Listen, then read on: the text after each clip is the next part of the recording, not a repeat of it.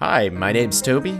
That's me. I just bought this truck in December, and this is also the same truck having massive brake failure while towing and over 1,000 miles away from home. Let's fix this. Not to mention, I also had several side quests of small things that needed to be fixed on the truck just to make it a little bit more reliable, so we're also going to knock that out in this video. Let's begin with fixing the coolant temperature sensor. So I mentioned that I did a super long road trip with the truck while towing. Well, guess what? I had no coolant temperature sensor reading the entire time, so I kind of just sent it and filled it up with coolant and hoped that it wouldn't overheat. And if it did overheat, I'd have no clue whatsoever. So that was all fun and games. I wanted to fix this so I could reliably tow my cars and not just guess what the temperature was. That's a great way to blow out a head gasket if you're low on coolant and then you start overheating the engine. Just not a good idea. So I noticed that the actual coolant temperature sensor gauge, or the thing that plugs into the block, I guess the sensor itself, was broken off and corroded. I guess this happens with the Cummins all the time because they're pretty brittle. The plug just breaks over time when you add rust and that type of stuff into the equation. So it just completely separates from the electrical connector and it's broken. You can't do anything about it. And I figured out real quick that it is not easy to get the coolant temperature sensor out of the block because the water jacket corrodes and rusts it in there, and who knows the last time this thing was changed. For all I know, it's been in there since 1994, so yeah, it was not easy to get out whatsoever. I tried to turn it with my hand, breaker bar, ratchet, cheater bars, nothing. This thing wasn't breaking off, and not only was it not breaking off, but it was also starting to strip the nut on it, so that's not good. I decided that I couldn't do it even with an impact gun, and I needed to order an induction heater.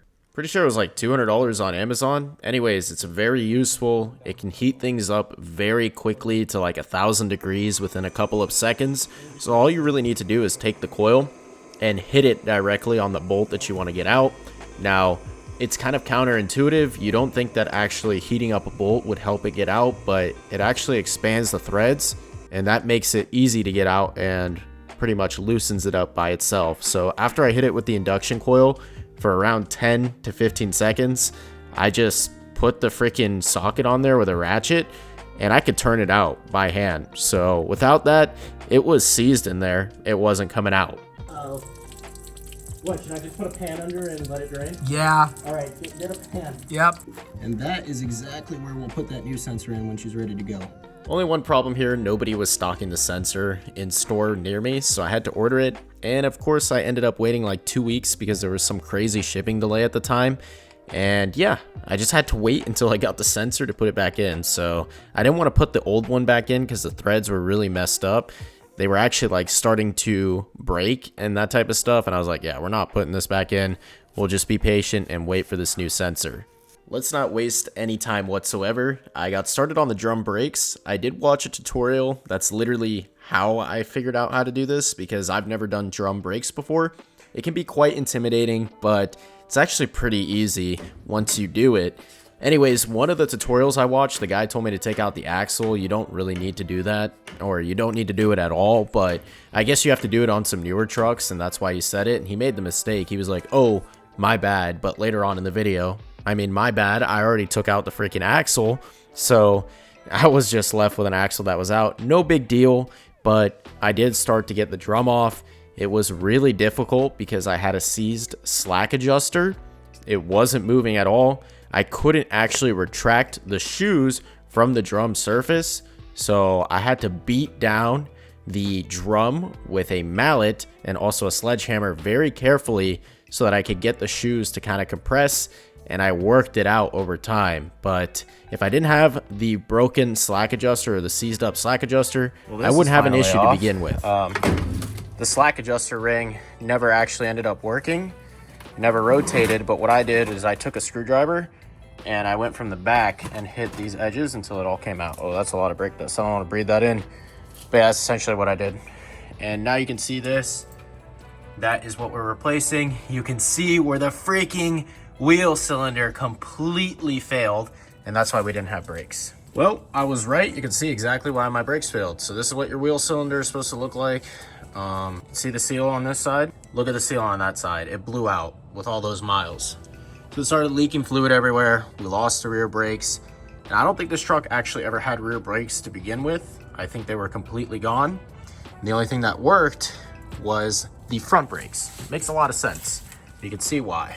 The loss of pressure and the loss of the rear brakes entirely explain exactly why I rolled through the bottom of an intersection coming down a hill in Virginia with the trailer. I tried to step on the brakes, nothing. I just literally rolled through it, and I thought we were gonna get T-boned, but we got super lucky.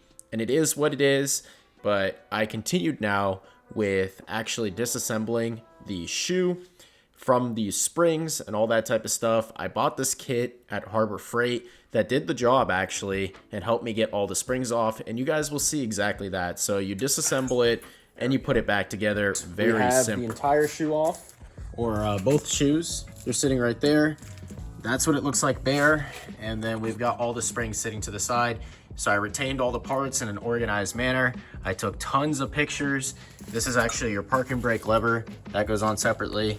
And hopefully I can put this thing back together because it looks like a mess. Anyways, we are focusing on replacing the wheel cylinder. So now we need to get the brake line off the back. But I realized that the flare nut is stripped, like a lot of other things on this car. So I went ahead and used a set of vice grips to get it off because my flare nut wrenches weren't doing the job. But I finally got the brake line off. I got the bolts. There are 2 bolts on the back of the wheel cylinder that hold it in, and then the wheel cylinder came off. So very simple if you actually don't have a stripped brake line nut.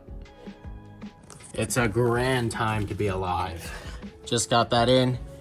Need to figure out how to reassemble. The basic advice that I can give you for doing your own drum brakes is to thoroughly document the disassembly so that when it's time to put it back together, you do it in reverse. I mean, you can also use your brain and remember it. That's kind of what I did. And it's pretty much the same exact thing in reverse. You got retainer clips, you get those down, and then you worry about the springs. Now you do also need to worry about aligning the shoes properly to the wheel cylinder like plugs. They kind of look like Shrek ears, and if that's not aligned properly, you're just gonna blow out the seal again, and it's not gonna work. This is probably why my brakes failed in the first place, because the slack adjuster seized. I don't think anyone put anti-seize on it, so basically it just corroded and then the shoe couldn't move properly, and it caused it to dislodge the ear of the wheel cylinder and cause the leak. Or the seals may have just blown out. Well, actually, that's not true because I know the seals had rips in them, so it was a combination of old age and the slack adjuster seizing.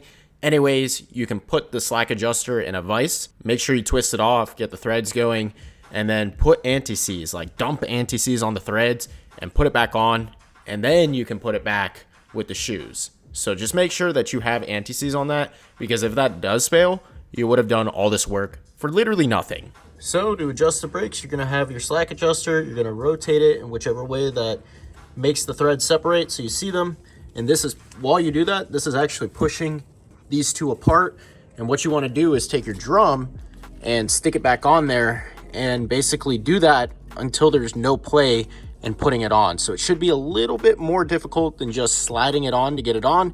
And once it's like actually right, you can spin the wheel and you can hear the shoe making contact. So that's what we're doing. Very slowly I'm rotating the gear, checking how much play I have when I put the drum back on, and then spinning it. You want to feel the friction, but you don't want too much friction. So it's kind of like finding the medium balance, and basically you're just spinning that gear on the slack adjuster with the drum on until you have that balance. But if you guys want a full tutorial on how to do your drum brakes step by step, every step of the process shown, I'll link it in the right hand corner of the screen for a separate video, because we're not going to cover that in this one. So to self-bleed by yourself, you're going to go to the back, find the bleeder valve on the wheel cylinder, crack that boy open with 2 turns. You don't need anything crazy. And you're just going to let it leak. You're not going to touch the pedal. You don't need anyone else pumping it, nothing. You're just going to gravity bleed it. And the only thing you need to make sure is that the reservoir doesn't go empty. Just keep topping it off, let it leak out. All the air will eventually go out, and then you do the other side. I let it leak for about 10 to 15 minutes on each one of the calipers. So I also did the front ones. You definitely don't want to just exclude it to the rear ones. And it took like an hour to do all of it, and I kept topping it off. After all of that, the pedal was now firm. Let's go. So I'm just gonna pop this new coolant temp sensor in and we're gonna see if it works. If it doesn't work, then there's something wrong with the wiring on the pin that goes to the sensor as well. So fingers crossed, I hope it works. And it did end up working, which I was super excited about. I could finally read my coolant temperatures within the cylinder head. So it was as simple as just putting the sensor in, plugging it back in on the pigtail harness, and then I had a reading on the gauge. Awesome. OJ Simpson, amazing. Let's freaking go. It's fixed and it's reading. Objective complete. Alrighty, so what's next on the list? Lug nuts and the speedometer. But I think we might do the other things separately because that took a while to do the brakes, like filming wise. Got a lot of video out of that. So we might separate that on a separate video, getting the other supplemental things done. I think we got a lot of the main things done, but we will correct the lug nuts in this video too. And since I took the axle out, last thing I need to do is fill her up with some new diff fluid because we lost a whole bunch.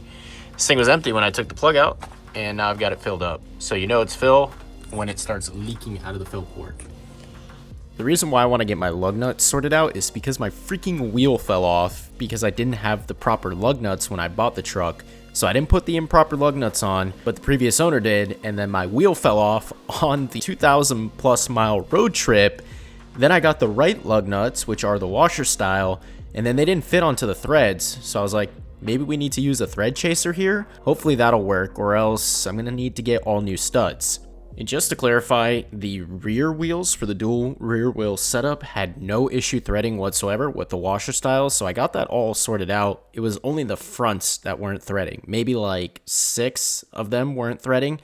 Cue up the clutch save by the thread chaser kit. So this is not a tap and die set. It's completely different. It comes with all these different sizes, whether it's a bolt or a hole that you need to chase and clean.